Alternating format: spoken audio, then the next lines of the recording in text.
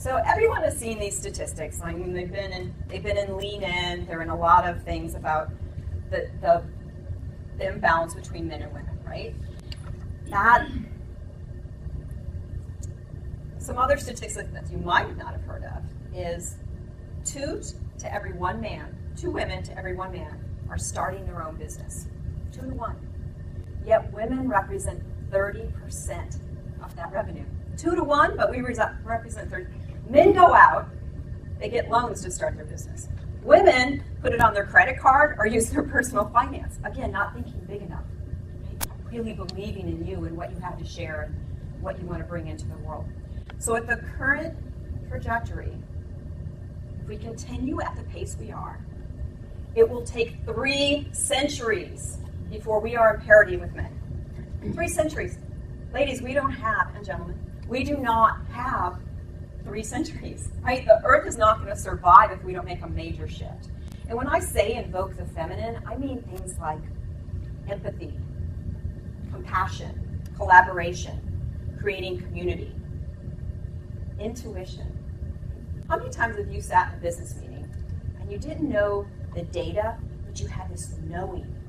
You just had this knowing what the right thing was to do, and you were just vibrating with wanting to speak up, but you didn't speak your truth because you knew it was like, well, what's the data behind it? What are the facts behind it?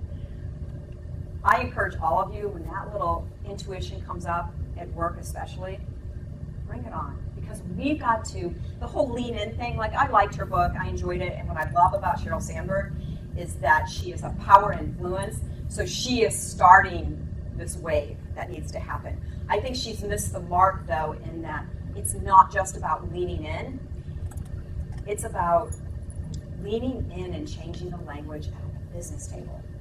Changing the language, bringing your heart into it, making it heart-led. So don't just think about lean in, but lean in and really find the courage to bring forth what you really want to say and how you really want to say it and what really matters. And I also think I heard this today in the panel that went on with the visionaries from Xerox. And one of the things that I want to say when they talked about why women don't do this, and I think, first of all, women have to stop criticizing, comparing, and competing with each other. Like, just stop it, right? We've got to support each other up there. And there's no lack. It's only perceived lack. And it's that, well, if you get a piece of the pie, then that means there's less of the pie for me, so I have to go and I have to kind of squander it, make sure that you don't get up there. No, it's going to happen by uniting and really supporting one another. And nobody can do this alone. They also talked about that, like really find the support you need to say what you want to say and the way you want to say it. I'll tell you one more thing I want to share with you about lean in. I used to always use the term, I've used this for years, called lean forward. And I'm going to tell you a story about myself, and I learned this naturally. When I was a little girl, my father died, and my sisters and brothers were much, much older,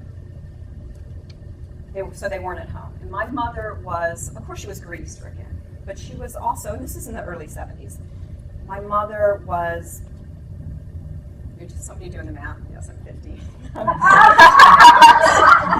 But my mother was suicidal for months and months, and she really kind of withdrew from me because she believed she was not okay without a man. It was way more than grieving. It was about her wholeness was at question of that she was okay. And of course, as a young child, I took on, we're not as good as other people because we don't have a dad.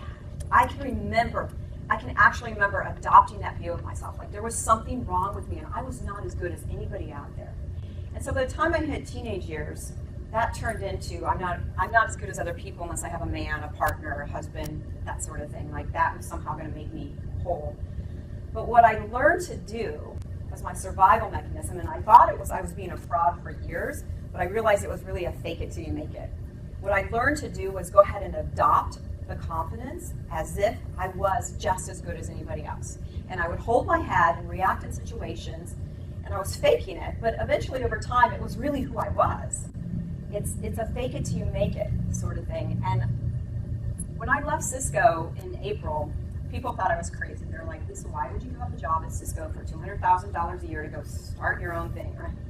Because it's always been in me, like I've had passion around wanting to be a speaker, author, and coach.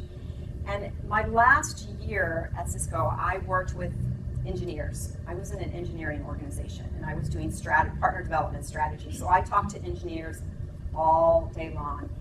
And I used to always kind of justify myself, my pay and what I did, and because I was with these brilliant people. I mean, people with PhDs from Harvard and MIT and Berkeley, and I was like, Lisa, stop trying to compete with them on intellect. You know what you do really well? You connect people. You speak to people. You hear people. You facilitate conversations between people that don't get each other. And then when I really owned that and said, I really am good at this. But so think about just fake it till you make it.